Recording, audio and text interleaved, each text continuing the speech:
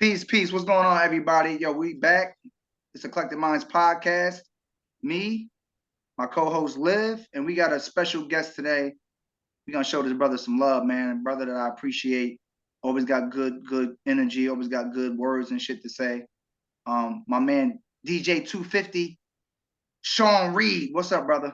What's good? Yo, you can still see me? Yes, I can see you.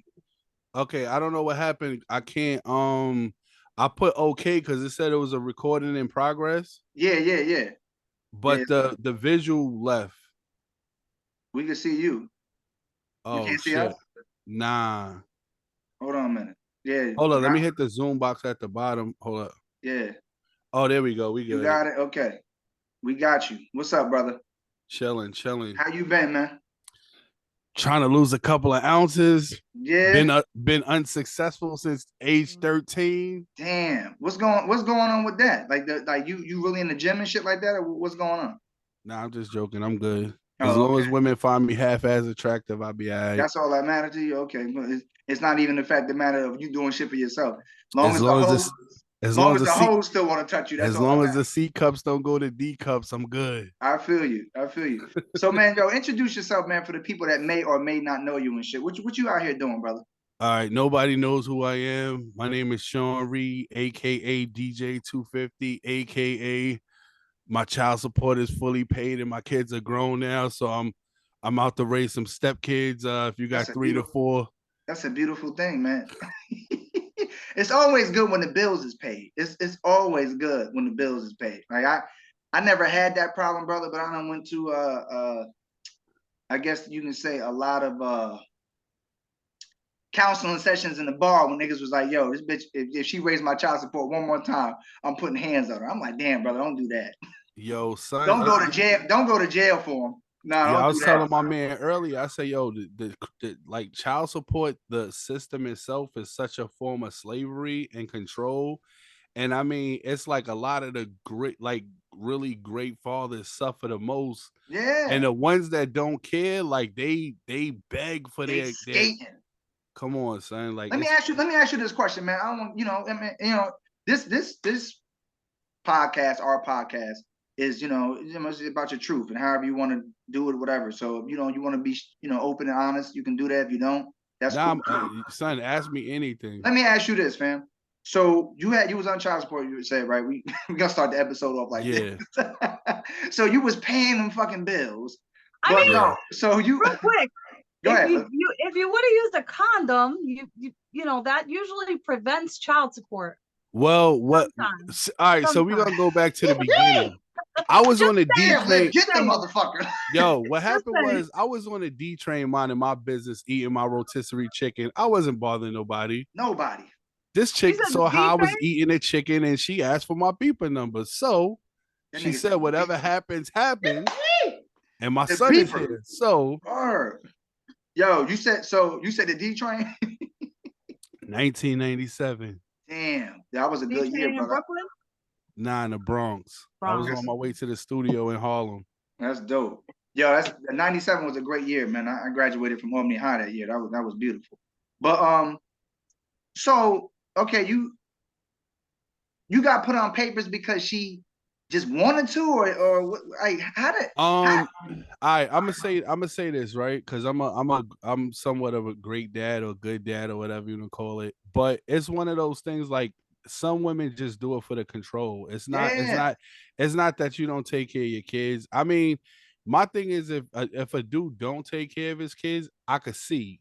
True. But when it's like you just want the control, like I've never told them no, like, oh nah, I don't got it. Yeah. So it's one of them things like, and then it's two of them. So it just seemed like they would have like meetings and like, yo, let's take them tomorrow. Damn. Like, soon as I start, I'm laughing, but that shit ain't funny, brother. Listen, I don't wish that shit on nobody. It ain't too many motherfuckers I don't like. But if even a motherfucker I don't like, yeah, motherfucker, I hope you go to child support court and they hit your ass in the head for 70% of your money. You go for your salary and shit. That shit is great. No, you know why I say this, man? I'm gonna say this. I see the pictures, I see the posts that you put up on your Instagram and social medias and stuff like that, whatever. So I feel like even without knowing you, I feel because most motherfuckers that ain't good fathers, they ain't putting shit up on their kids. Yeah, they just not. yeah. I'm with my They kid. I'm with absent my like a kid. motherfucker. Post with your kids. Yeah. Yeah. And I mean, and to top it off, like my thing is like I have like 7-8 step kids that I raised too. So it's not Damn. like when if I'm with somebody for 4 or 5 years, Yeah. I'm not gonna not deal with the kid no more because me and you not together. Because I usually like the kids more than the mother anyway. So a lot of my relationships continue because I'm like that type of, you know what I mean? Yeah, and that's a bust. Yo, You're the neighborhood dad, Sean Reid, aka the neighborhood dad. Hey, listen, somebody gotta love him. Word, and that's true too. But this is a little off subject though. What's your sign, brother? What's your Sagittarius. Okay, I ain't get that. I felt a little Libra vibe for a minute because Nah. that's how we are too, bro. We very loving because me, I'm not married anymore, but my son, stepson, but is my son. Yeah. I'm still been in his life since he was 8. I love that boy to death, and like I never got that concept. Like motherfucker, you out here, you have children, and you don't want to fucking take care of them. I'm gonna tell you this. Let me say this, right? And this is kind of in defense of the absentee father. A lot of the time, women know who they procreate with. So my thing is like, if you're gonna have a kid from a dude that you already know is not gonna be there, it's like you're creating a trauma that don't like. Think about it. They say most women like the bad boy. Yeah. And if his occupation is on a block, he's not leaving the block to take the kids to Great Escape or do all of these family outings because his hustle is where he's at. Yeah. Now, so you can't expect to take what you want from that situation and it's gonna be what you want it to be. Mm-hmm. It's like and that's why a lot of and I'm not saying to be funny, but a lot of women by the time they realize that they do kind of want a good guy, it's like you got 3 or 4 kids that that new person has to take on that situation. Yeah. And still get done dusty because it's like you still messing with the bad boy. Yeah. And Liv, what do you think about that you just said? I know she got something to say. I know she do too. She's like, I'm gonna take a brick out this wall and bust him in the head. My father was supposed to pay child support and never paid child support. Bastard. So, my mom was struggling with kids and shit, but that it is what it is. And my father too, motherfucker. I don't. Damn, he stink. That kind of taught me a lesson not to expect anything from anybody. Mm-hmm. That's real. That's a Jew. That's a Jew. Yeah. So like anytime people be like, oh, that's why I don't get like the holidays. Like the holidays. Oh, Christmas and whatever. Those holidays are for people who, throughout the whole rest of the year don't get shit that they want.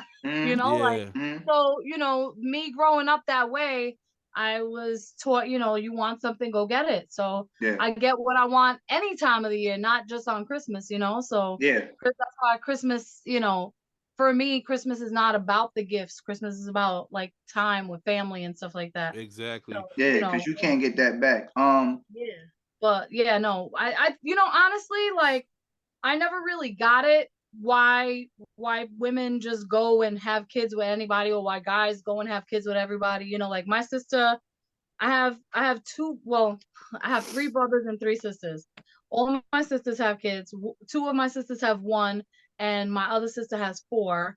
And then one of my brothers has none, but the other one has 2, and then the other one has 5. I'm the Wait, how many siblings you got? You said like 20 people. World, just fucking, and everybody fucking too. My mom got 5 altogether, and my dad has 2 from his second marriage. Okay, so I'm the oldest. 7. I'm the oldest of 7.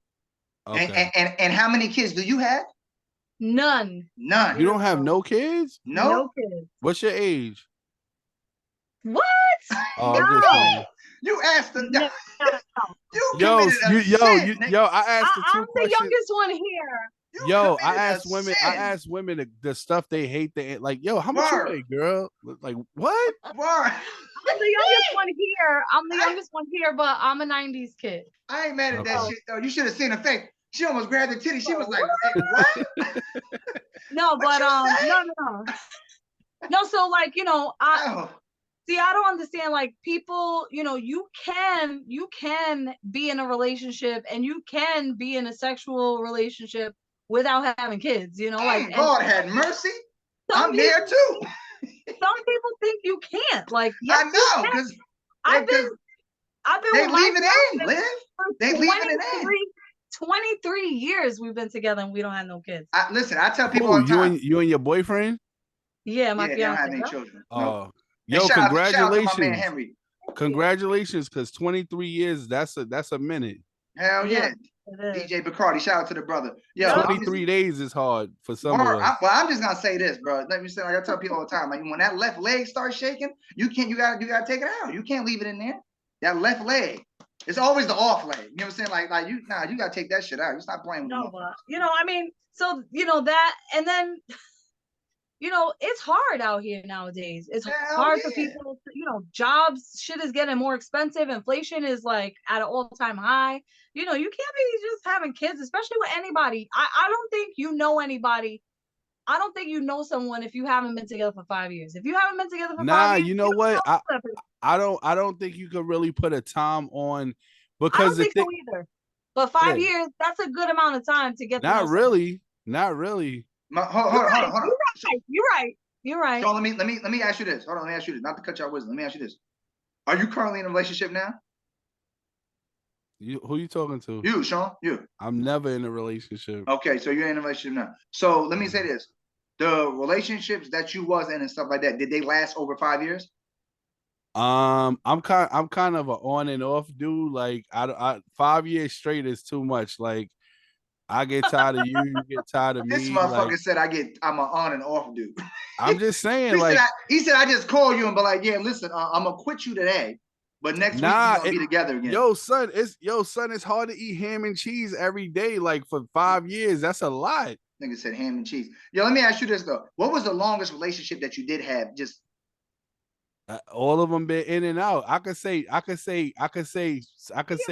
years, but out of the 9, no, but what I'm saying is, if I tell you 5, it was 5, but it was in and out. So it was like half of that time, or 9 years, it was in and out. So we'll say 2.5 years then. You said 9 years? Yeah. Okay. And then so you say in and out, but in and out was on your part, or you think it was on both of y'all? Shit, like I just wake up one day, it's like I'm just tired of you today. I'm real toxic, and I laugh a lot. So like I really piss women. I have like the chubby Stevie J thing going, where it's like Stevie J. I kind of like I have a good like positive reputation, but when it comes to like relationships, I'm just like, it's just a different dynamic for me. I don't like, I think I said earlier, like you said, what your dad taught you about I don't have an expectation of people. So it's one of those things, like, if because it's one of them things, like, people work off emotions. So it's one of those, like, people cheat on you, like anything can happen. So if you have an expectation and you're like, she's your everything, and then she cheats or whatever the case, it's like, you're a human being. So if it happens, it happens, And it crush you, and it can crush you, and you don't want. Nah, it won't crush me. I'm competitive. I'll just want to know that I'm better. This motherfucker said I want to know that I'm better. So you were like, yo, I know he dicked you down last night, but was he fucking with me? That's how you gonna. I mean, I don't really gotta ask you. Like, it just kind of. But I'm saying you wouldn't know unless she told you. She might be like, if she's coming back. If she's coming back, I mean. Yeah, it's. Well, yeah, his shit could have been. Well, if his shit wet, then she gonna come back. But if she don't come back, then she know his shit was better than your shit. Son, you got to think of it like this, right? Sometime a person wants, like, perfect example. A lot of the times women look at like, they'll say, yo, I want this kind of relationship, right? But what you bring to the table is, like, you can't say, I want lobster, I want this, and you only got $3 in your pocket. Exactly. So a lot of the times some people ask for too much. And it's like, to be able to say, you have to be able to cover what it takes to be in a relationship with that person. Mm-hmm. And I feel like sometimes people ask for so much, but what they bring to the table is not even enough. Do you think, let me ask you this, you think a lot of those expectations and stuff fall upon the social media environment? Nah, it's not. Yo, son, people been cheating before it was even MySpace. Like it only thing social media really did is give you more access. That's all it did. I'm not talking in terms of just the cheating aspect. I'm talking in terms of the fact that, people got these high expectations of what they want. So like prime example, what you just said, you want lobster, shrimp, you want vacations in Maui and all this other bullshit, but you got $3. You know what I'm saying? Coming to the thing, right? Exactly. So you think social media see like, oh well, such and such getting this, I can get this shit too. I mean, okay. What it does is I think it puts a boost on value. Now, say if you're a girl or a guy and you're a 2, right? Mm-hmm. You could be super whack, but all you're gonna have is these, yo, you're so beautiful. Da, da, da. Mm-hmm. So it gives a lot of people this fake confidence where it's like your personality is not even like what you portray online. Yeah. So it's one of those things like what you post. You could seem like the most interesting person, and then you meet them in person. And it's like, yo, your whole everything is boring. It's false. So, exactly. So with me, like, I'm a nutcase online and I'm a nutcase in person, but people are not like that. So it's one of those like they want what they see, and again, like I said, they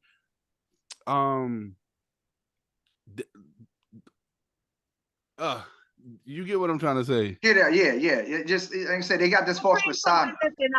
Yeah, they got this false persona. You know what I'm saying? Yeah. Like, yeah, we did podcast episodes about that type of shit. Like people come in, what we call that, Liv?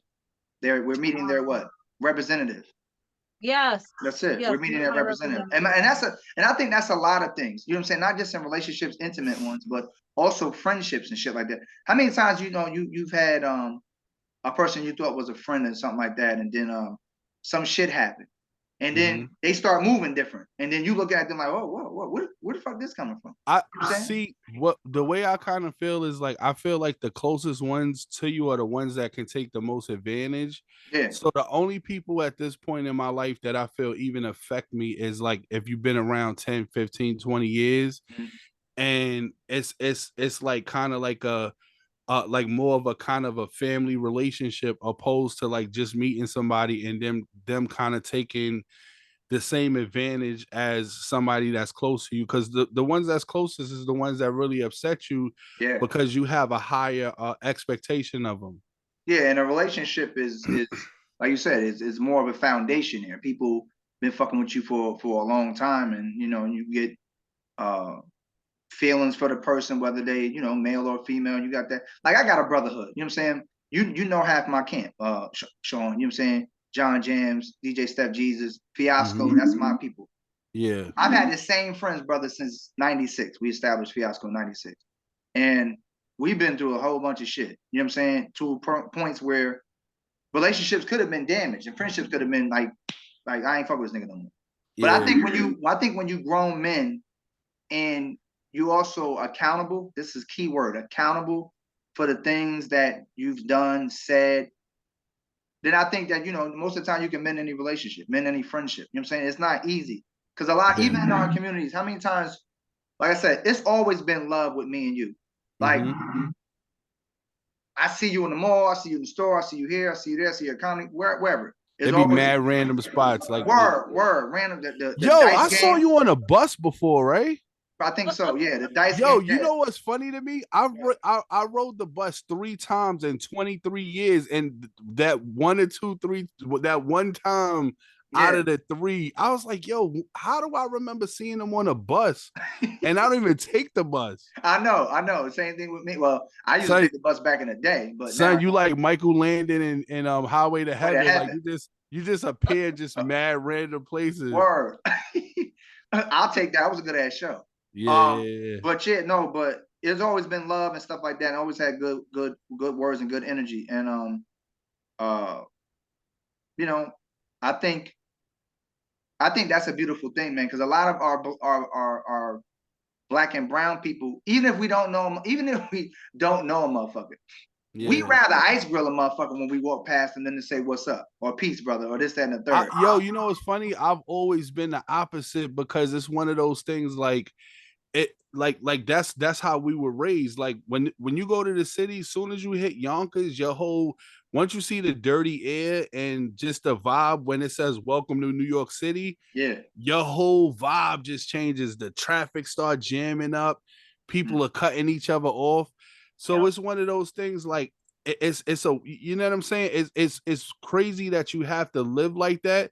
It just depends on what environment you in. Even being up here, it's certain things like she grew up in Brooklyn where it's like even going into a store, you could be in the safest neighborhood, but you still locking your door because you're not really trying to you're not trying to get caught slipping, period. Like you stuff is gonna happen, but at least you're like, nah, I'm not even, you know what I'm saying? So you think that's instilled because of the environments that Liv, let me ask you that. You think that's instilled in you because of the environments and shit that you had to grow up in?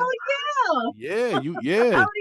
Yo, you know what's crazy is like, I mean, I grew up in some rough shit too, but not Brooklyn. Yo, when I first heard that there are places where people don't lock their doors, I'm like, what the fuck is wrong with these people? Like, seriously? Yeah.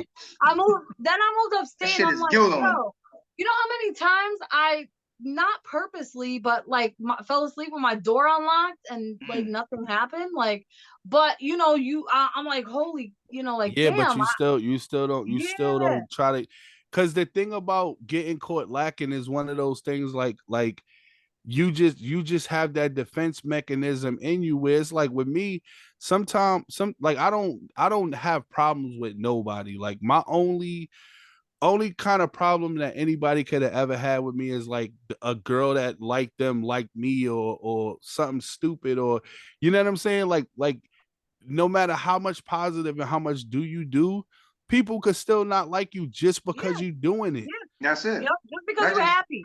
Just because yo, I'm gonna tell you something. So my New York City shit kicked in. I was in a conference in October. And this girl came up to me, she approached me and she was talking about Bible study. And, you know, if you have a few minutes at whatever, you know, come by. And I'm like, are these motherfuckers trying to skim my shit? Like, you know, like skim your cards and shit. You know how like they pick up on your chips and shit. And I'm like, yo, when I left that store, I made sure I put like security locks on my whole shit. Because I was like, I am not getting took in New York City. This is my city. I'm not getting taken in my own city. It's one of those, like I said, if you were a kid and you fought a lot and you know, like I said, as you get older, like you were saying about when you meet people, it's one of those things like everybody can't tell the same lie. So like say if you have a personality that's kind of like if a person is kind of shaky, a lot of people, like if you talk to 5-10 people, they might have the same issue with that person because that's what their reputation is, and that perceives them or whatever the word is, and it travels. You know what I'm saying? So it's like as long as you bring good vibes with people just in general, what does it hurt to be cool? Like, you know what I'm saying? Exactly. Not a motherfucker. People hate that though. People hate that. Oh, like, they do. People hate on I don't have a lot of issues with people. Like, you know, I'm on an open book. I'll say, you know, what's up to everybody. And people will not like me because I have that personality that you know, like she got the brick wall in the background. We don't like her. You know?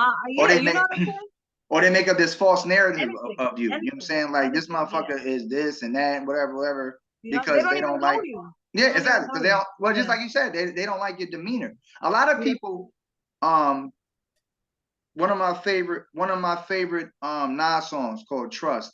He said a line in that shit. He was like, a lot of people hate on you because it's for like admiration, because they don't know how to give you your props and your respect. So their way of hating on you is like they feeling like that's admiring you, but it's almost like in a fucking negative sense, in a reverse sense. You know what I'm saying? Like, and that shit is like one of my favorite lines in that song. He was like, how that should go. He says, Ray, I listen to niggas who never been in my position. A caterpillar can't relate to what an eagle envisions. You know what I'm saying? It's like, pretty much what he's saying is the fact of the matter that a lot of people that are in the same type of environments, they usually stick to each other. But if a person come out that environment, they want to do something different. A lot of the times, if they don't like that shit, or they don't like, or they find a reason not to like that person, they'll usually make up some shit and create this narrative to run with it. And that's what I say. And I see a lot, and it's sad to say that shit, but I see a lot of that shit with women too. It's like, I love the women that be like, oh, she cute. Oh, I like her. That's you, Liv. And that's one thing I always fucked with you. When we first met, I used to see you do that shit a lot. Like, yo, nice shoes, nice hair, nice this, nice that. You know what I'm saying? That's a beautiful thing. And when motherfuckers, I feel like they don't do that, it's speaking to a lot of their own insecurities and stuff like that. You know what I'm saying? And that's some shit we can get deeper into that, you know, at another time, you know what I'm saying, another fucking podcast more likely, but because that's a whole fucking big topic. Because a lot of the times, man, in our communities, black and brown, is that the reason why we don't go to the next level sometimes is because we pulling each other down. You know what I'm saying? It's listen, and I had this conversation a couple of times. I did a wedding like 2 months ago, and it was a wedding that kind of popped up. It was through a different DJ service. Like, it was like you know, and in a way it just made sense. Like, it was like a Scottish wedding. They had the, you know, it was kind of dope. It was on a farm. And the dude said, yo, I want to thank my friends for helping me build this shed. It was like a 2-family house, and it was nice. You know what I mean? When he said that, and I think about us, it's like, yo, you can't even get your friend to like take you to, like, you know, like, we're so watch your podcast. What, huh? To watch your podcast. Man, shut the hell up. I'm gonna watch that motherfucker. I love you. Cut it out. Go ahead, man. So it was crazy to me, because it's like, when you look at like people's success individually, is like you know how much further all of us would be if we if say, for instance, if I said, like, we take five comedians, like, yo, let's do this show, and we're not even worried about what we're gonna make, like, and that's kind of what happens with us not working together, period. We don't even really have a comedy community for us, because it's like, as soon as your man do a one open mic, they think they doing Apollo or Madison Square Garden. The next day, they don't understand. Like, they just look at stuff and say, okay, I'm funny, I should be at Kevin Hart level, or I should be doing this. They don't understand, like, yo, this takes mad work. Yeah. You know what I'm saying? You've been doing stand-up years, you know what I mean? It definitely does. And the shit don't just happen overnight. People always think that, man. You know what I'm saying? Like, some of the greats prior, George Carlin, you know, they've been doing that shit, man, for a long time. And even Kevin Hart, you know what I'm saying? I read his book, and he was doing that shit, grinding and putting all these pieces and stuff like together. And then one day it just happens. You know what I'm saying? It all comes together. Like you said, it does. It's like a fucking family unit. It takes a village, and it takes people working together to push people out there, so they can, you know, so things can come. And I always believe in this too. I believe in what's for you is for you. So it don't make a damn difference, you know, if it didn't happen in 5-10 years. It might happen in 15th year.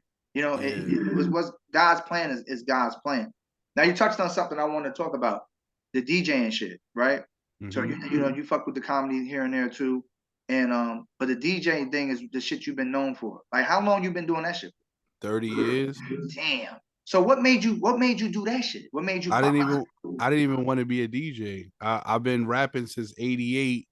The DJ thing just kind of like, it just kind of happened. Like my dad was a DJ, and I didn't find out he was really out there till like 2015. Like, I went to my parents is from Colonial Projects. We had went to like one of the Colonial days, and he was like, Red Alert was his man that he used to DJ with in the crib. So like, my thing is, when I was a kid, my dad's records you couldn't touch his records. So it was one of them things like whoop your ass. Yeah, so you get to the age like, yo, I want my own records. Yeah. So I started collecting like 91, 92. I was in a group home for 93, 94. Damn. So I was drinking. You stealing cigarettes from the bodega? Nah, I don't even smoke. Nah. Oh, okay. No, what you I'm were saying stealing is, you were selling them. Go ahead. Nah, so what happened was from 93 to 94, I was in a group home. So, you running through gallons of milk at 18. So I gained a little weight. And then I hit 250, and then I had that name since like 93, 94. Yeah. Now hold on. You said Colonial Projects, right? Where the fuck is that at? All right. So you know where the Polo Grounds is at, where the Rucker is? Oh, yeah. So the Rucker is the big buildings. Colonial Projects are the shorter projects on the side in Harlem. Okay. All right. Yeah. Yo, you from down here or you from up here? Nah, I'm from up here. Okay. I know a lot of people. It's funny you said that because a lot of people, they thought I was from the town. And a lot of people either think I was from the BX or from Queens. Now, Queens is my favorite borough. I fucking just love Queens. That's where I learned how to DJ. I used to take the bus from the Bronx out to Queens because my man had equipment out there. That's dope. What part of Queens? Flushing. Oh, that's dope. Yeah, that's probably one of my favorite rappers is from Queens too. It's something about that fucking. I just always love Queens. But my family, my father's side, is from the South Bronx. So what street? Man, I couldn't even tell you. I gotta ask my TT, my Aunt Maria. She'll tell me. My grandfather, God bless his dad, he owned a couple different barbershops. He owned one in BX, he owned one in Manhattan, and he owned one in I want to say Brooklyn, but I can't. I gotta ask her because she know. He just had a barbershop almost all like in a couple different areas and shit like that. So yeah, he had a couple of dollars. Yeah, he did. He did. Yeah, he did. He was doing his thing, man, with that shit. Then he sold them shits, and then that was that. But so you fell into the DJing shit, and it just stuck. You just started liking that shit. I mean, you were just following your father's footsteps. Nah, so I started messing with it from 92, 93. I had my son in 99. So that was when I figured I had to start making money at it because it's like I'm a father now. So I'm not just, and remember, it was no social media, it was no online. So to support your record habit plus having a family, back then, so 99, 2000, I started throwing artist showcases. Fred the Godson was one of my artists I used to produce for. God bless him. He passed, and Immortal Technique used to do my show. So I had a big so this is like when they all was still like kind of just starting, you know what I'm saying? Yeah. And I tried to bring the showcases up here, but it brother. Nigga, no need to even touch on that. But go ahead, continue. Tell her, Ray. So I did. The thing about it was like, so I'm all right. So I moved up here 01. The first year I worked at Trusco for like 2 years. I was selling mixtapes out the bank. I was kidding. I made more money. I know you was killing them. Son, I made more selling mixtapes than I made hourly because it was like. Well, I know you was killing them. You was like, Miss, with your deposit today, you get a $5 mixtape too. Would you like that? It was like $7 to $10, and you just got paid, so it was like I was killing. Hold on, you was selling them shit $7 to $10 in 01? Yo, you got to remember the CD burner came out in 2000, so mixtapes on CDs was still new. Oh, yeah, that's true. You know what I'm saying? Burning them. Son, I had a Windows 98 computer with 4 gigs and 32 megabytes of RAM, and I was killing them. What a CD writer. Was killing them at Trusco. Your manager gonna watch this shit and say, that son of a bitch, I knew he was doing something. So like I said, me just moving up here, it was kind of like the first year I kind of, like I said, my marriage only lasted like a year. So then, whoa! Well, rewind, selector. Forget them now. That's an unimportant topic, huh? You ain't shit for that. Go ahead, proceed, brother. All right. Oh no! I'm just saying, like I moved 200 miles, tried the whole marriage thing. It was a disaster. Then I started doing cooking and shit. Yeah, go ahead. I started doing shows in Troy with Pitch Control. They was throwing shows. Yeah. So I started rocking with them, and then not to cut your wisdom. So to give Liv a little background on there. Pitch Control, they was throwing parties where though? They were doing the most. They was doing in between Albany and Troy. So like positively 4th Street. Yeah. Okay. The RPI had a. What's The funny Black is I House had. shit. Was they doing shit at the Black House? I don't know. Oh, okay. Because I what I'm saying is I had just got here, so it was kind of like new. The first year was me kind of getting acclimated to the area. Yeah. So I wasn't really doing stuff like that. I wasn't doing shows and stuff yet. So I started throwing stuff in Connect by 03, 04. And then I like I said, I threw showcases up here for a little while, but I got to the point where like I've been doing private stuff for like, cause I'm more of like the weddings and the sweet 16s and baby showers. So I do a Wednesday trivia comedy night now, but I don't really, I never was really the public DJ because I stay booked. Like I be running around throughout the, you know what I mean? That's dope. That's dope, man. That's good. And when you be running around, right, you be running around mostly local, or you be doing shit in the town and stuff too? I be running around like Connecticut, like most of my stuff is here, but Poughkeepsie, Connecticut, the Bronx, like like I said, it depends on, because I know a lot of people, so it's one of those like I might have did your baby shower and then whatever amount of years late. So a lot of people that I've grew up with, by the time they get married or whatever they doing, they want you to be a part of what they doing. You know what I mean? Yeah. Hey, my mom, he do a lot of shit. Yeah. No. Yeah. What do you use for DJing? You still doing records?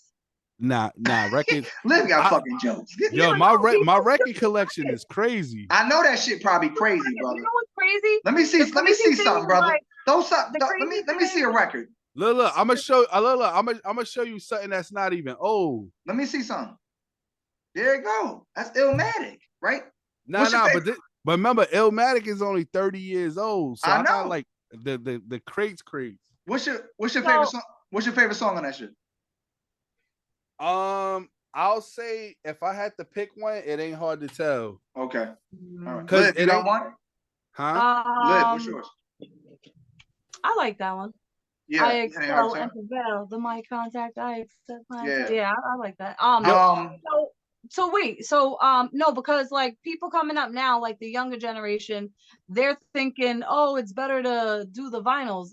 It's kind of not. I mean, unless you're running with a team, it doesn't make sense to run around with vinyls and techniques. It's Well,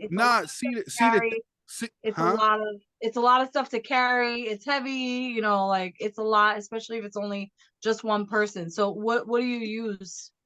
Oh, nah. Well, everything now is digital. As far as like once you have the songs in the computer, then you could vinyl. I stopped. Oh shit! I got a slave record. I didn't even know that. Y'all know about Slave? Hell yeah, I know what that is, brother. Yeah. But nah, so well, like I said, the thing about now is everything is controllers, where some DJs have like the more complex controllers.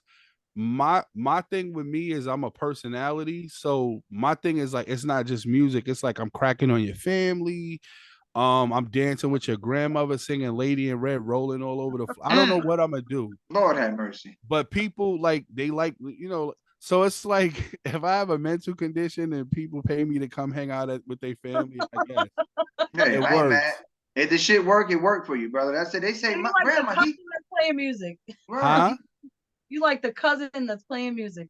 Word. Yeah, I mean, but that's the thing. Like what I was gonna say when we were talking earlier about being a step parent.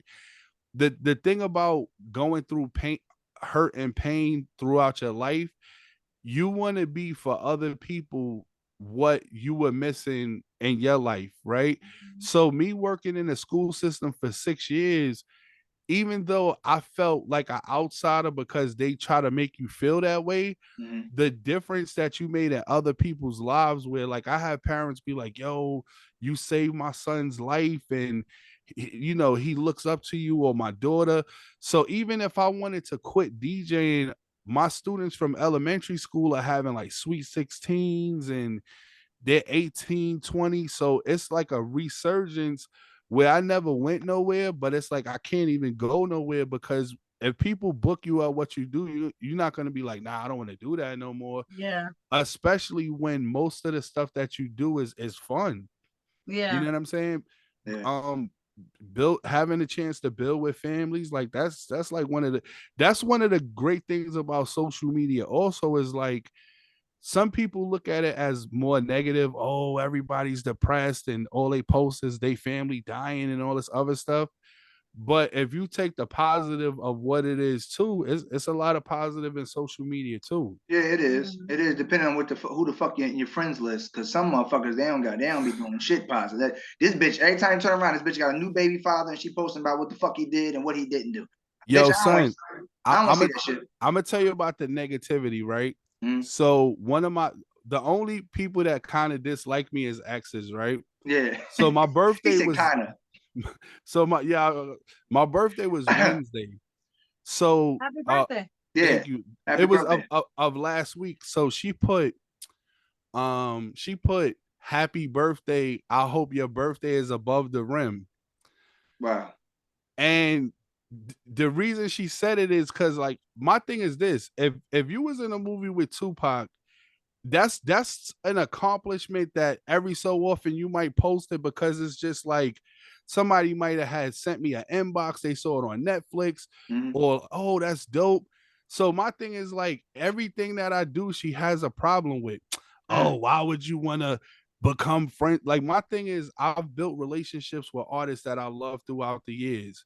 So my thing is like if somebody's gonna hire you to come somewhere to do an event for their family, that shit is an honor. Hell yeah. But how can you find it? How can you find that Yo, son, what's one of your I'll give you a perfect example. Say for instance, you met Nas at Burlington Coat Factory and Cross Gates. Or Esco. And that's his spot too. Yo, that's definitely not a spot you'll see him at. But just say you see him at Cross Gates and he took a liking to you, right? Yeah. If he's like, yo, you seem like a cool dude, and you're like, oh, I'm a comedian, you give him, imagine he say, yo, I want you to come host my daughter's 21st birthday. Is that a bad thing? I'm there. Hell no, it's not a bad thing. I was about to touch on what you were saying, bro. Well, he's gonna talk about that for the rest of his life. Yeah, you motherfucking right, I would, because that's Nasir Jones. Word. But let me just say this though, to touch on what you were saying. The ex, she could be mad at you about a whole bunch of different reasons. But even if that was the case, somebody should still want you to win if they want you to win. I feel like when people don't want you to win, again, it's speaking to their own insecurities and like, God damn, he doing A, B, C, and I can't even do fucking A. So I'm just gonna go attack him and try to bring his shit down. But you know what it is too? It's like when you come from an area like living up here, it's one of those things like some people have never been nowhere. No. So it's one of those things like if I go to the city for like a weekend or the week or whatever, like I'll post like Fat Joe or just different whoever I know or like I'm at something or whatever.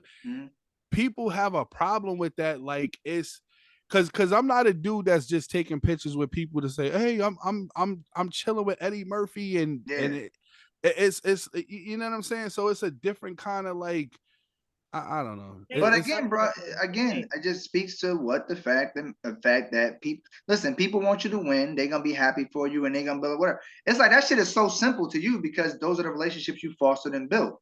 So it shouldn't be a problem for you to put that shit out there and somebody say, oh, that's dope. He this and third.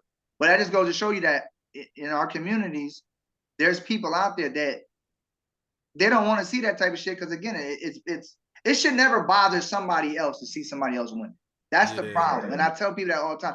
Like if like Liv, she's busting my fucking chops earlier about because she got her own podcast too. Shout out to Liv, her podcast and shit too. She's like, oh, you ain't watching yet. I told her straight up one time. I said, motherfucker, I'm still watching our shit. Saying like, get it like that. That's just me. I don't even like my. Then she try to call. You ain't watch hers. Now she try to call in sick on yours. I don't. This our shit. This our shit. Ain't just my shit. It's our shit, man. I reached out to her. You say my podcast though. You did say my podcast. It's your podcast. When you talking about your podcast? You said no. You said my podcast. I said yeah, your podcast. What? When? Motherfucker. I'm not kidding. Eclectic Minds or your shit? The other day when we had that conversation that we had, you were like, "You mean my podcast?" I said, "Yeah, your podcast." I didn't, man. Well, You whatever. did. Yo, women create problems out of nothing. Again, yeah, like a whole problem about nothing. Yeah, listen. Either way, if I didn't need you and didn't want you here, motherfucker, I wouldn't have ever asked you here. Liv has been a very, very important part of this podcast, and like I said, shout out to her for even believing in the shit. Because when I first put this shit together, it was more people, and she was the one that I would just like, you know what? If we gonna do this shit, it's just gonna be me and her. Fuck it. So thank you, Liv, motherfucker. I love you. Anyway, going back. He's wild passive aggressive. That was that wasn't passive aggressive. He's like, thank you, but I hate you. No, that wasn't passive aggressive. That's just me. I love her. He is. He's passive aggressive. That's it. Anyway, I ain't no fucking pat. That's thank right you to for the everything shit. You've done so much for the show. Yeah, motherfucker, I love you for everything you ever done. But fuck you, but I love you. But fuck you. That's me. Fuck you, but I love you. But anyway, the point I was gonna make is that you need a haircut. Yeah, I know. I'm letting my shit grow. I don't give a fuck. What I was gonna say is that where he threw the hat on and all that. Even where my shit is crazy. I ain't even worried about the shit. I might let this shit grow another month or two because it's just the space that I'm in. And you ain't gonna be able to wear a hat. That's the whole. Nah, my hair my hair grow, but it don't. It's that fine Puerto Rican growth. Not on top. It grow on top too. It's just that fine Puerto Rican growth. So like them Africans, them motherfuckers will grow their hair for a month. That shit be like out here. I grow my shit for a month. It'll be a little baby fro. Yeah, it'll be a little bit because I got my hair is come fine. Down to his chin. It's that Puerto Rican shit. But anyway, and black and all the other shit I got in me. Mommy didn't know who she was fucking. But anyway, so what I'm saying is this: is that people that feel that way, they don't want to, give you your props or do this, that, and third, whatever. At the end of the day, you just gotta let them fall to the wayside, man. Like I said, I always came into contact with you, always felt good energy. I mean, Liv even said, just saw you one time and was like, hey, Sean asked about you, whatever. That's real shit, man. Because a lot of times people don't even do that. They don't even ask about a motherfucker or say, hey, what's up with him? Or I hope he's doing this. I hope he's doing that. You always big up the comedy shit with me and stuff like that too. And I had told you some of the battles and stuff that I deal with personally. And I've been kind of on some going through some personal shit as of late. And the holidays was terrible, bro. But let me ask you this: Do you feel like when you're going through the most shit is the time to get out? Like that I feel like to do stand up, that's the best time to be out at mics. Like to sit in your own head and just like yo, son. Like my thing is, like I said, I lost both of my parents, so just having good days for me is a great thing, and it's one of those things like. To harp on just sitting home, like yo, I gotta just sit home. I might go do something and I might cry 30 seconds before I get on a stage, but it's one of those things like you gotta really use the outlet to get your shit out. You know what I mean? Because like I said, you're one of my favorites since I've been here. And I haven't seen a lot of like good comedy. Like, yo, son, I've been on the comedy scene for mad long. It's a lot of trash where it's like, yo, why y'all even do this? Yeah. You get what I'm saying? But then you have the good comics that's like, nah, I'm gonna just let my hair grow and on the sides and throw the fucking hat on. And... Nigga, shut up. Fucking banana boat ass nigga. But no. Exactly. Nah, I feel you, man. And I appreciate that. And you've been telling me that for years. You know what it is, man. We ain't gonna make this interview about me because it's about you. Nah, yo, son. I will say this. I'm gonna say this because I just had this conversation with my cousin, right? And Liv, we've been rocking for years, and like I'm close with her, and then I got so much love and respect for her boyfriend too. Shout out to him. You know what I'm saying? We got this relationship, this family shit. And I was talking to my cousin the other day, and he said to me some real shit. He was like, "Cuz, I know you're going through some shit. I know the holiday's been tough because I lost my aunt, one of my favorite people in the world. Yeah. It'll be 2 years in January on the 4th.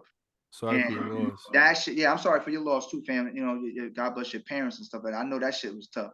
My mom and me, we have a closer relationship now, but it wasn't like my Aunt Dorothy and my grandmother, Lula Mae Lacey, who raised me, and I'm gonna throw her whole. So you were closer to them than your mom. Yeah, and I love my mom, man. But when I tell you that these two women, the person that you see in front of you, this comedy shit, the way I am, my personality, the foundation was built from these two people. You know what I'm saying? Yeah. I was telling my cousin that shit the other day, and I was like, yo, you know, all that other shit came when I started to, you know, to struggle with my mental health shit, because that shit was some shit I got from my father's side. Yeah. And I didn't know, you know, black man, it's such a stigma to that shit, man. You don't know how to deal with that shit until you have to deal with that shit. Until you have, you know what I'm saying? Like I tell people all the time, like, if you don't deal with something, it'll eventually deal with you, you know, and being in these dark places, you know, I feel you, and you're right with the comedy shit and venting and doing your show. Bro, Sean, I'm gonna be straight up honest with both of you. Liv might not have even never heard this. There was times when I got booked for a show and didn't want to do it 10 minutes before the show. Didn't want to do it. And I wasn't even under contract. This was just a pound or shake your hand, like, yo, they didn't even pay me yet. Cause some of the people, I did some shows for free. I was just like, no, I'm gonna do it on the strength. I want to work some material. I want to this, that, and the third. You know, or they was just fucked up. I'm like, yo, hey, can you show up for me for like 10, just do a 10-minute set, whatever. And and before I did the show, I was like, I don't even want to do this shit. I'm not really feeling it. And then I would do it and I would kill. And I'm gonna say this and I'm gonna leave it at this, because we're gonna go back to you.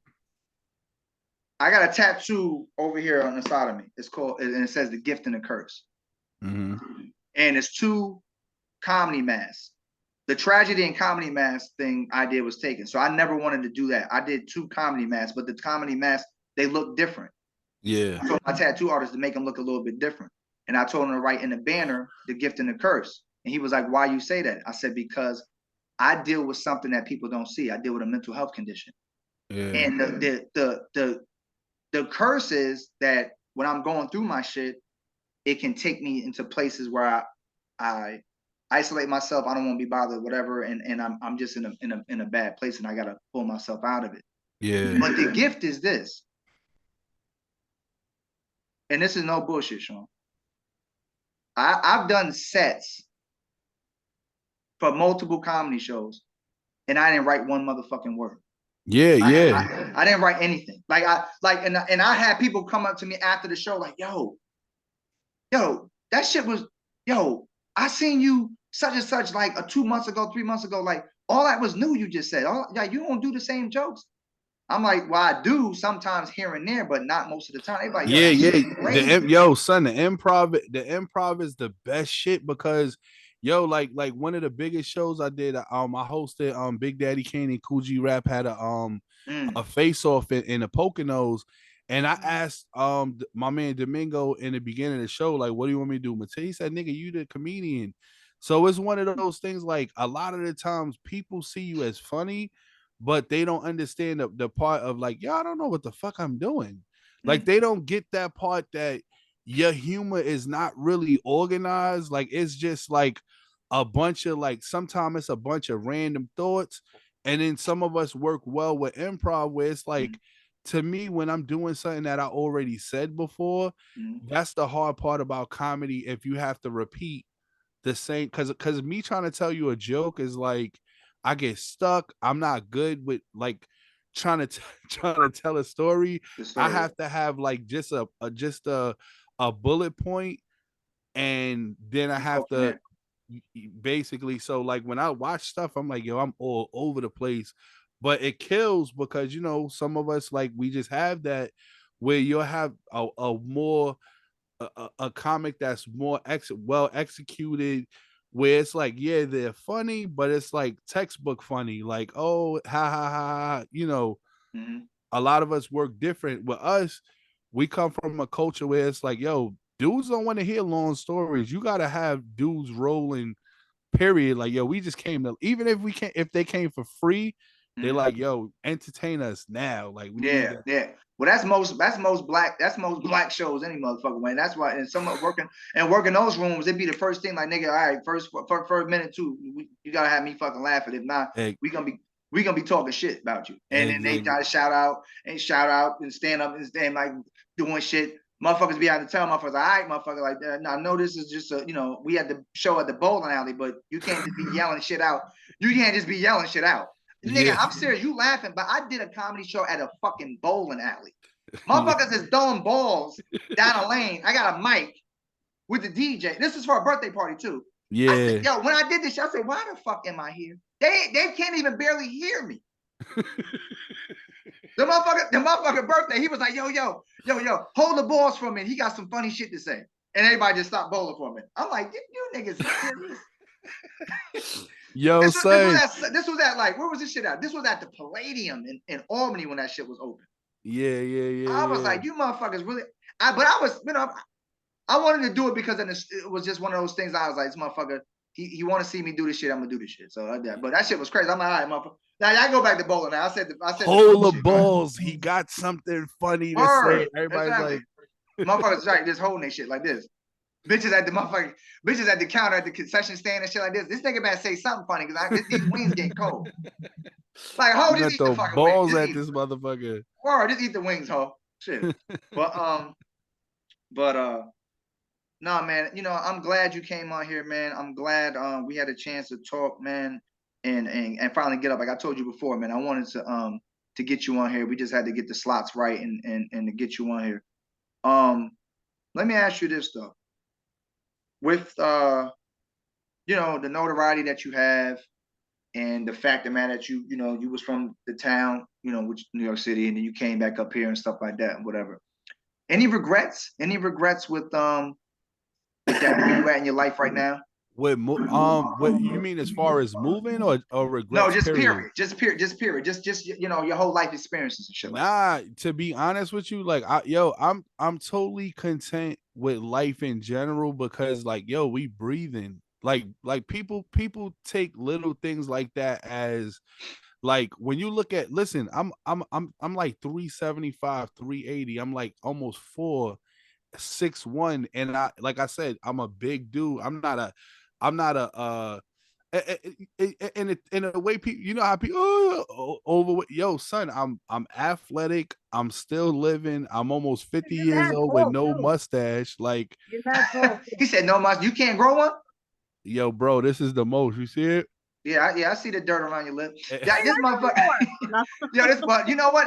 That's what make you look young, though, motherfucker. Because you have been looking the same youthful ass face since yo, son, it's mad funny because people that I like, kids that I used to work with when they were teenagers, like, bro, the last 20 years, you look exactly the same. Yeah, word bomb. And the thing about it is, you can't. That's why I said, like, I tell people, I know this is off topic, but it's kind of on topic. It's all good.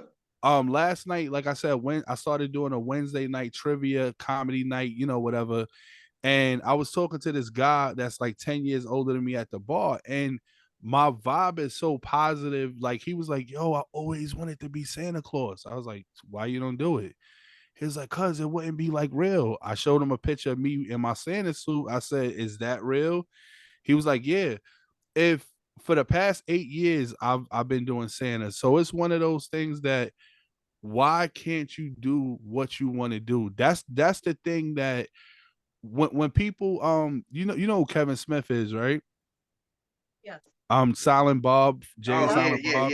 Yeah. He said you need to be around people that say why not instead of why. Like if you say, yo, I want to do comedy, and you have friends that's like, why? Like it's supposed to be like, why not? Like, why wouldn't you want to perform at a bowling alley? Like that's aspiration right there, kid. That shit was crazy, bro. When I tell you them motherfuckers, and a lot of them motherfuckers was bowling some bullshit too. I was like, God damn, ain't nobody in here who can bowl. God damn, I'm wasting my motherfucking time too. It's like I'm gutters and everything. Niggas hitting like motherfuckers got they 35 years old and got the bumpers and shit up. I'm like, I gotta get the fuck out of here. Y'all motherfuckers is terrible. Yo, son, you think that show was crazy? The most awkward one for me was I had got hired by a domestic violence group to do a virtual one. Wow. Yo, after listening to 2 hours of testimony, I was ready to start crying. So there's like, and next up we have comedian Sean Reid. I'm like, yeah, I don't know what the fuck you're talking about. Like, Y'all just done told me how many times y'all got your ass whooped. How am I supposed to make up jokes after that shit? Son, it was like, and the thing about it was, I felt awkward, and when I spoke to the lady, like she just was laughing, so it was kind of like I was like a sacrificial lamb. Mm-hmm. And like I said, nah, I don't even want no money. She's like, nah, I said, she laughed at me the whole. Yo, son, I never felt that awkward in life. Hell no. I mean, domestic. That shit right there ain't funny in itself. So we gonna bring this motherfucker on. Here we go. Like you better kill this motherfucker. Like, virtually. I know. That's what I'm saying. Like you in the crib right now with your records and shit up like this. Do anybody know who Minnie Riperton is?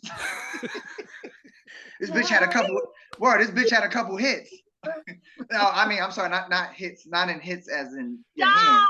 No, I'm just saying. No, I'm just saying that's how the shit can get awkward. Like you say some shit. She had a couple. Remember, comedy is self-deprecating. So if I'm trying to make y'all laugh at something about me, it's like it's not funny because you're talking crazy about yourself or your kids or whatever. So it was just so like, again, it's those awkward kind of. You think that's worse than the bowling alley? Hell yeah, that's some shit worse than the bowling alley. What? Like they had say all them testimonies and shit like that. Motherfucker, you better than me. I probably would have been crying. I'm like, this is some bullshit. I don't even know why I booked for this shit. I'm about to go listen to so many rippers. Like Marcy, that story you just told me about what your grandfather did to you, I'm done, bitch. Like you're like, I don't even want to listen. I can keep y'all money. I'm gonna get off the video now. Like you, come on, man. Hell no. Yo, son, that joint bothered me for like weeks. Yeah, that shit worse than the bowling alley. Them motherfuckers, they were just hood motherfuckers at the bowling alley smoking, throwing bad gutter balls and shit like that. Spending Easter with their kids. Yeah, the usual shit like that. But domestic violence shit, like, come on, god damn. I had 4 or 5 different women tell their testimonies of how they survived. When a motherfucker try to kill you, that's tough in itself. And next up, we have comedian Sean Reid. Like, word. I mean, like, you like, what the fuck? Like, Pam, I'm sorry your husband did that shit to you for all of me. You know what I'm saying? Like, that's the first thing you start the shit off with. Like, like ain't nobody supposed to get burnt with no hot grease. Like, you don't want it, like, come on. You don't want to hear that shit. That's crazy. Shout out to them though for even booking you for that shit. It was. You know what it was? They needed some joy. They needed some joy in their life. They got their shit off their chest. They was like, all right, motherfucker, make us laugh with your light skin ass. With your no mustache having ass, sir. Your youthful ass, motherfucker, look like he fucking 28. Now you did real talk, fan. You look good though, man. Like since I met you, motherfucker. I met you mid 2000s? 05, yeah. Yeah. You look the same. Yeah. Yo, son, I be seeing dudes' hairlines my age, like that looks crazy. Yeah, and they don't want to let that shit go either, bro. Like then if there's have like dreads all the way at the back with mad balls. Go ahead and get that's like that Stevie Wonder shit. Like I love Stevie Wonder. His dreads go here, and then he just got the bald head. I'm like, what the fuck is you doing? And it's a thing. I know he can't see what it looked like, but everybody else that hang with this motherfucker can, like Stevie. This shit got to go. Like you gotta cut this shit off. Imagine not being able to see your wife, your kids. You paying child support for kids you ain't never seen. That's never crazy. Seen. Yeah, that's it. But that's on Stevie too. Like he couldn't see where to put the dick at either, but she put it in the right direction. It's right there. He can't feel it all over. Like Liv said, motherfucker, you can be in some intimate relationships and not have no motherfucking kids. That's right. And Stevie got a couple. Shit, Ray had a, God bless Ray Charles, man, one of my favorites of all time. Yo, he had some joints too. Yo, what? Them hits, brother. Yo, yeah. He had, I think I'm talking about the chicks. I ain't talking about the records. You talking about, yeah, he had some joints too. Hell yeah. But the thing about that, him too, I think he had what? Like 10 kids, 10, 12 kids? That's a lot of fucking. and they was helping, like I said, they was helping to put the dick in, so that's just how that should go. Because he couldn't see where to put it at. God bless him. If he got that many kids, he figured something. That, but like I said, let me tell you this. Most women blind or not, they like Ray Charles got money. Yeah, he can fuck me. You can nut in me, fuck me, and we gonna have a kid tomorrow, motherfucker. I mean, like they ain't turning that shit. That's like the Nick Cannon shit, right? Nick, how many? I know Liv know this. Liv, how many kids? 11. I think it's 11. 12 today. His 12th baby was born today. Listen, 12. This is the thing. Hold on, listen. This is how I'm gonna say this. This motherfucker, fuck the money. Okay, he got all the money, take care of the kids, whatever. But this is the time. The time he got to put. Like what? We all going to Jeepers all at once? I mean, like at the end of the day, because all his kids ain't the same age. So he got to spend that time with all these motherfucking kids too. It ain't just about the financial shit. He got 12 kids. 12. And he's still fucking like he's not about to slow down no time soon, Yo, but let me ask you this: Do you personally have an issue with it, or you just, or do you care about it, or nah? Hell no. That's his dick. I mean, that's what he want to do when he can afford that shit. If he like it, I love it. I'm just saying this. It's not just like the financial aspect of it. Yeah, the kids are gonna be taken care of. That's great. But damn, if you got 4 kids. They all got some shit going on at one time. Then you got the other 6 kids. They got some shit going on at one time. You can't clone your body and be everybody's shit. You can't be everywhere at the same time. Exactly. Yeah. So, that shit cool now because they're young. But when they get older, like that, motherfucker, you don't miss this like my 9th football game you missed, nigga. Miss one more. Miss one more. Miss how that works. Because miss another one and watch what happens. I don't give a fuck who you is. He's having all these kids, so that means he's like sleeping with all these women at the same time. Like that's a little weird. But you said it like dudes in Troy ain't doing the same thing. Dudes out here is doing the same thing without the bread. You said in Troy? No, I'm just saying, like y'all making it sound like dudes out in Schenectady and Albany and Saratoga ain't doing the same thing. No, hell no. I get down with him. He's trying to repopulate the earth. Good for him. No, I'm not saying that at all. These motherfuckers. I like Nick Cannon. Yeah. I like Nick Cannon. Yeah, no, these motherfuckers. Like, damn, how does he take care? Like, how do you have time for all of them? That's what I'm saying. These motherfuckers is doing what they want to do. That's their thing. All I'm saying is that. At some point it's gonna get complicated, and these kids gonna be like, Dad, like I had a band rehearsal practice. You supposed to take me, mommy can't take me. Show up late one more time, motherfucking watch what happens to you. I don't give a fuck you Nick Cannon or not. You gonna see me in the alleyway with these Smitties. I'm just saying. The kids be like, Dad, that's why your album was trash. Like, they gonna start feeling some type of way as they get older because they gonna be like, damn, this motherfucker never around. Or he got one special kid, like he always with them and shit. Like, oh, that must be your favorite, Dad. Watch what happened later. You ain't gonna be able to. But did you see pictures of the chicks he got kids with? Oh yeah, that's easy. That's an easy nut. It's an easy nut. It's it probably didn't take too long. It just, he just was in there 5 minutes and hey, and that's it. Let it go. That's how that shit go. He got some bad ones, but this is my thing. Just like you said earlier, Sean. I know he got the kids with him and stuff like that, and they cute and all that. That's great. But bitch, don't be coming just to the table with EBT and all this other shit. You gotta have your own bag too. I don't want to hear that. I want to say I looked like one of them DJs. Like he don't be messing with no regular chicks. Nah, oh, good. So they got their own careers and shit. Yeah. Good. Shout out to Nick Cannon for that. Was baby mama number 1. He ain't at DSS picking up chicks. He got he said DSS. Word. I'm gonna put out there with a sign. If you want to get pregnant, I'm your man. They're like, bitch, ain't that Nick Cannon right there? That's him right there. Nick, I'm ready. If you ready, we can fuck right here in this alleyway. I know this is Schenectady, but I don't care. Bitch on Crane Street getting her legs thrown up. Like this is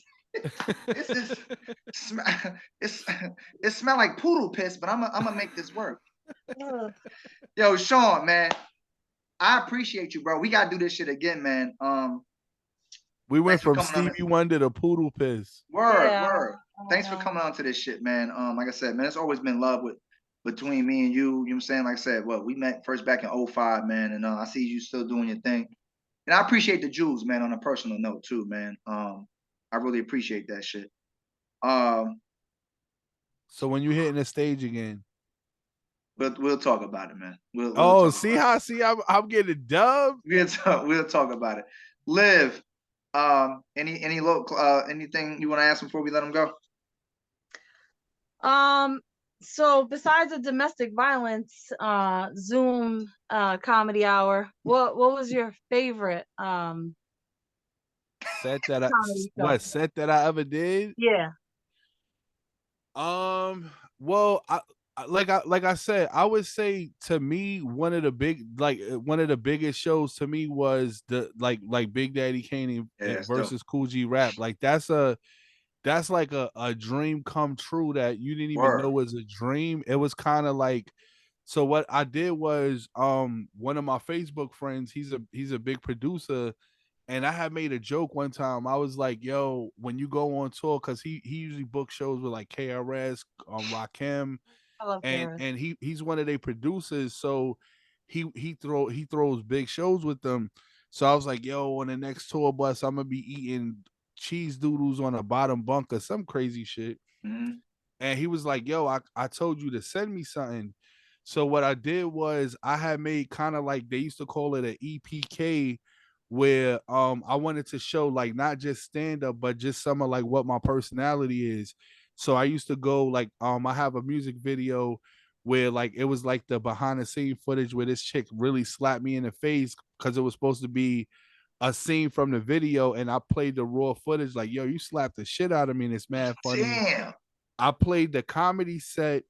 It was I taped it at the in the basement of the Comedy Works that was in Albany, but it's like a Dunkin' Donuts now. Yeah. And then after that, I had put a clip of, because I used to go with my boy to boxing matches, and I was in a room with like 8 Mexican dudes that didn't speak good English, but to show my personality, where I could go in a room full of strangers, make everybody laugh, and it was just good footage. So it was like 15 minutes. And when I sent it to him, he had hit me back. He said, yo, how do you feel about hosting Big Daddy Kane versus Cool G Rap in the Poconos? I was like, I was mad excited. That's dope. So that video that I sent them was kind of like the demo of me getting that. And then I had did another one, a Funny Bone one. And like I said, they both kind of old, but I still kind of post stuff every now and then. And the comedy scene, I mean, Jose, you know how the scene is. It's one of those like, I know, brother. It's like being great or good at what you do is kind of hard, because it's like a favor, you know. Friends only book their friends. But what I want to start doing is, being that I have this spot where on Wednesdays I'm gonna start like, it's basically a trivia night, but I'm gonna start doing like a little bit of an open mic where I might say from this time to this time, and then I might have like Jose or somebody kind of, you know, put them on a flyer to do like a 10-minute set, where it's not just over bombarded with just 30 comedians just talking crazy, because it's not really the room for that. But I do want to bring a little bit where it be like one comedian, maybe like an artist perform, because it's a weekly thing. So I'm just like, I just kind of got in there like about a month ago. Yeah, you're gonna try to figure it out. But yeah, that's dope. Keep in touch with that shit, man. Yeah, good luck. That's dope. Yeah, that's dope though. But we appreciate you, man. Thanks for coming on this motherfucker, and sharing your life experiences, man. Even that last shit was dope, man, with the Cool G and Big Daddy Kane shit. Motherfucker, I ain't no DJ and whatever, and but No, it wasn't to DJ, it was to host. No, that's what I was gonna say. I was gonna say that. I was gonna say I ain't a DJ or the host or whatever that you did that shit, and I'd have been excited for that shit, just to be in a motherfucking room with them, because those are just two fucking hip hop legends.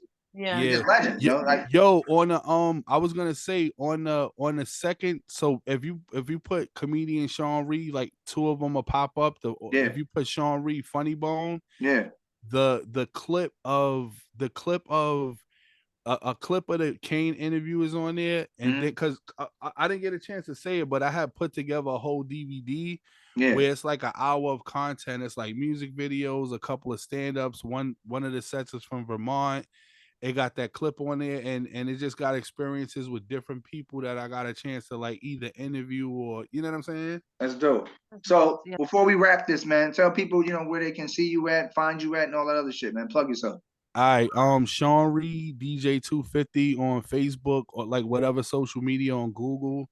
I gotta, yo, son, I don't know if you saw this shirt, but I had got some shirts done. Yeah, I saw that shit. Yeah. And this is the DVD in front of the special ed bus. Yeah, I seen that shit. Yeah. Wow. Yeah. So on here it's Big Daddy Kane, Cool G Rap, Fred the Godson, Smokey Suarez, Earthquake, Jazzo, Mr. Cheeks, and Chuck D. Like cameos, some of them interviews, jokes and shit. Yeah. Is that for sale? Yeah. Where can you buy it? Me hustling out on these streets in front of me. I'm about to say that. Meet that nigga on Crane Street. meet me and Nick Cannon on right off 87. He said I'm in Amsterdam tonight, but tomorrow I'm gonna be in Hudson. If you're looking for a big check, yo, Nick man. Cannon. He's right next to Sean Reid. Nah, the hand, like I said, I'm at old school, and the hand to hand is like, it's kind of dope because sometimes, like, yo, the funny part is some people don't even have DVD players no more. No. So you gotta either have the flash drive or, you know what I'm saying? Yeah, word. CD-ROM in your computer. Yeah. Yo, so you know, Liv, tell them where they can find us at and shit like that. You can find us on Instagram and Facebook, Eclectic Minds Podcast. If you have questions, comments, you want us to interview anybody, hit us up on our email, eclecticmindspodcast2019@gmail.com. Yo, and shout out to Liv because she wasn't feeling her best. She looked like she's feeling way better now. And she is. Because she probably, you know, went in the bathroom and hit that Buddha. But besides that, yeah, right during the interview. You vegan, but you were just like this. Fuck this. That's vegan. That's vegan. Let me smoke this Black and Mild real quick. But no, vegan. It's vegan. It comes from the earth. He said, yeah, I'm feeling better, do y'all do any podcasts in person, or y'all do most of them virtually? We used to. We doing it virtually now because she don't want to fuck with COVID. That shit ain't her friend. So I never had COVID, thank God, and I'm not trying to get it. So if it was in person, I'd be wearing a mask the whole time. Yeah. Okay. But this is working for us. You told me I was wearing a mask. Yeah, exactly. I can't wait till it's an old school thing like polio, like when they bring it up and it's just totally out the mix. I would hope. Remember COVID? I would hope so, because that motherfucking shit get on my motherfucking nerves. Because I had that shit twice, and both times I was like, "This is some bullshit." Yeah. Like this shit it was just annoying. I'm like, what the? Why? Like this shit can't go outside. You can't do shit. You walk into somebody, you're like, "Oh, I got COVID." Motherfucker. I like being home. Yeah, you're like, I like motherfucker. Yo, it's crazy because you can't even cough, right? Like, say you just have to cough just to cough. Yeah, that's like people looking at you crazy. Yeah, you know what I'm saying? That shit be on alert. Like even when you got COVID and you talking to a motherfucker on the phone, like you has like you can't get this shit to me over the phone, right? Bitch, no. What the fuck you mean I can't give it to you over the phone? No. But it be just like that, man. That shit got, but you got to understand, man. You know what I'm saying? Shout out to the God bless the dead, Fred the Godson. You know what I'm saying? He passed due to COVID complications, man. That's some sad shit. And the crazy part to me was, like I had took my son down there to his last show. Yeah. And it was one of those things like we were close to the point where like no matter where I would move, like whenever I would go to a show, wherever I'm standing, he's right there, like because he's like a little brother. Yeah. So for him to go like 2 months after, it was crazy. And imagine you chilling with your man right now, and then the next year, like they had gave him a street in the Bronx. Yeah. And to see like a cowboy cutout and like that in an outfit that you was with him in, it like mentally it's a crazy thing where like when we was talking about mental health is ill, where as humans we have to kind of sell ourselves on just letting certain things pass, because mentally it'll, like, if you really let the stuff that happens to you in life really get to you, it'll take you places. Son, it's the illest. I know, brother. And I was places where you can't come back from. What I was gonna say is I was reading up on the difference between because I don't really get depressed, and I'm not a depressed person, but death, you have to understand, like, death is kind of a form of depression. So they're like kind of one and the same, but you have to kind of figure out even how to get out of that. Yeah. You know what I'm saying? Like, yeah. The past, like, and remember with the whole COVID thing, like every time you turn around, somebody was dying. And it wasn't even just from that. It's like the ambulance didn't get there in enough time, and this person had asthma, and this happened to this person. So it's one of those, like, and that's, again, that's one of the down parts about social media, is that even people that you might not be really close to, their grandmother or their sister or their sibling. So it's like, and I get it why sometimes people have to take breaks from it, because it's a lot. It's a lot. It is. You know what I'm saying? So again, you have to, in your mind, kind of say, dag, that's messed up that happened, but I gotta, for my own sanity, I have to kind of move on. Yeah. And that's sad. We're gonna end it on that, brother. We appreciate you, man. Again, this has been Eclectic Minds Podcast. My man Sean Reid, DJ 250, man. We appreciate y'all. Thank you, everybody, for supporting our shit, subscribing. You know, like I said, hit us up on Instagram, Facebook, social media platforms. Also, we got our shit on all the podcast platforms to listen to and stuff like that. But we appreciate y'all. Peace.